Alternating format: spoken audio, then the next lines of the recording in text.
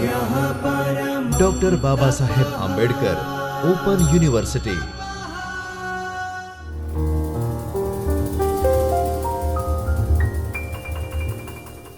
Hello friends, Namaskar. I, Dr. BAOUGujarat, an assistant professor of English, welcome you all to Dr. BAOUGujarat Ambedkar Open University video lecture series.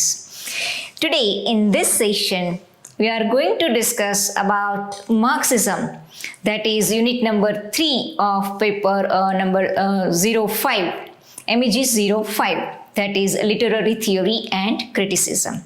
As you know, in the previous session, we discussed about Marxism. And Marxism as a theory, economic and political theory propounded by two German philosophers called Karl Marx and Friedrich Engels. This particular theory has been very influential in the course of socialism and communism. It also underlines the flaws found in capitalism. It was first published in 1848 in one of the pamphlets called Communist Manifesto, and later it was elaborately discussed by Karl Marx in his very famous work called Das Kapital. This particular concept we can study as a corpus of principles, right? And under that we can analyze three important branches of knowledge to study this particular theory of Marxism, right? As a philosophical anthropology we can study where it is studied that any type of philosophy must be realistic, right? It must have have power to transform an individual as well as society.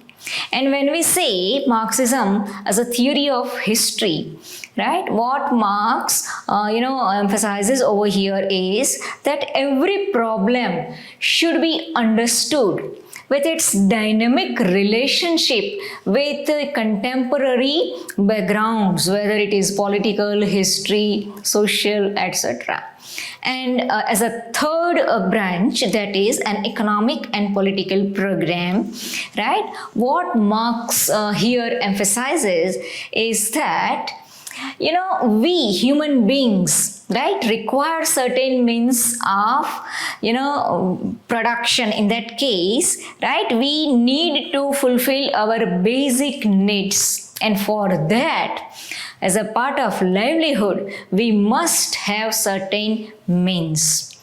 And taking this particular thing, human being being very natural and instinctive, creation of this cosmos, we are endowed with certain power, whether in the form of instinct or intellect or other faculties, right? So using this particular thing, right, consuming this particular thing, converting this particular intellect power, we can have means of earning, and through that we can fulfill our basic needs. So what is the idea of this particular theory when we say it is an economic and political program, where Marx explains that every human being is endowed with certain abilities in the form of intellect or artistic skill, and that particular power is equivalent, and that particular power makes a human being a productive being, right? And using this particular skill, right, we humanize ourselves.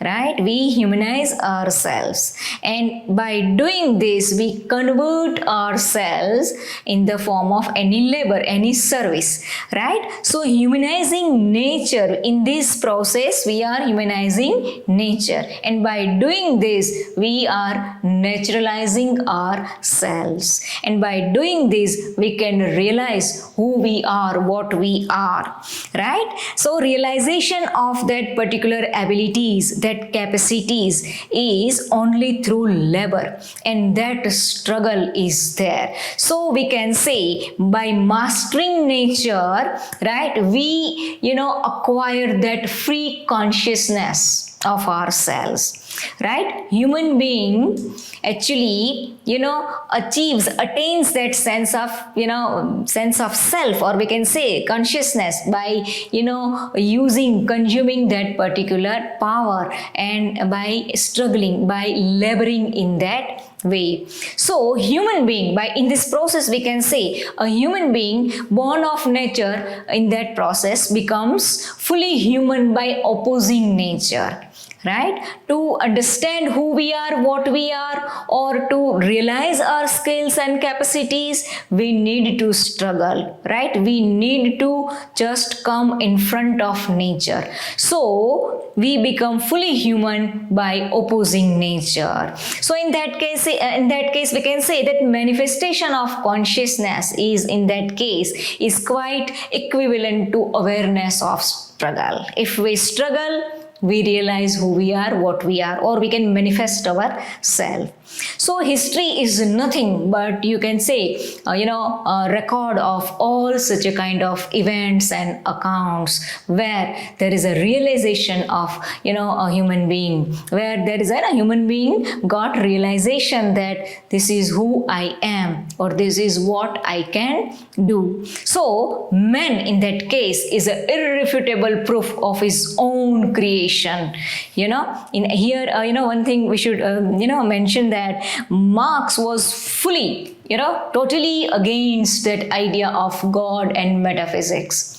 He was very sure in that case, man is the supreme being. There is nothing, there is no one else is there more than a man. Because what we create is everything here, or everything here is created by man himself. For man is the supreme being. That is what, Karl Marx believes. But now the conversion of that particular labor, right? Conversion of that labor is against man. Right, that particular power, we can say that latent power was there. It was converted into labor, and labor is what? A kind of object, right? And that object now is against man. So man is against man. Right? We have naturalized ourselves, we have humanized ourselves, and that particular object is now against us, because that product is now not in our hand in this capitalist market. So role of man, or position of man in the capitalist market, is a major portion of what, Karl Marx, discusses in his very famous work called Das Kapital.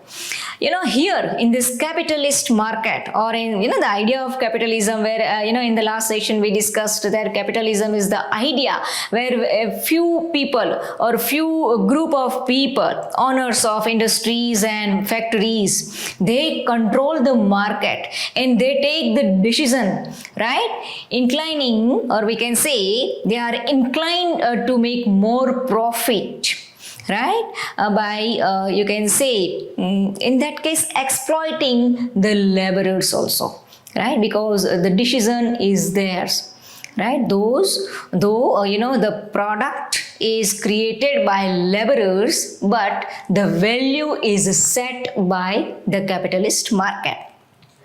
So here, more the worker produces, the less he receives, or the less is there to consume.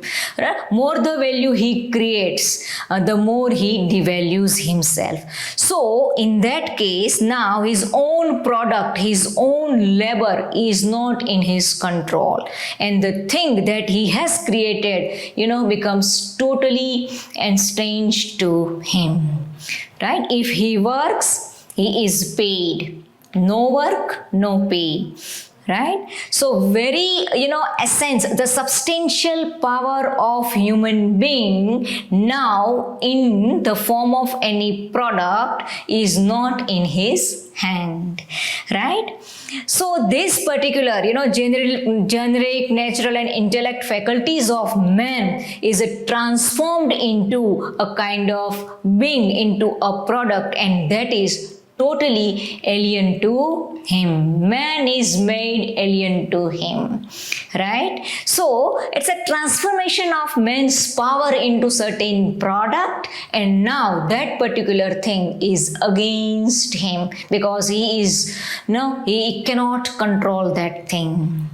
Right, and alienation of labor, again is the result of you can say of market product, division of labor, division of society, and so many other things, right? In that case, now when a product is there in the market, there are so many things, so many factors which actually set the value of the product, because now the product is, the owner of that product is that capitalist market, and capitalists set the value, and they add the value by giving logo, by making it certain brand, by marketing, and there are so many, you can say, strategies to to value this particular thing, which is totally, you can say, for that creator, for that producer of that product, this particular thing is totally, you can say,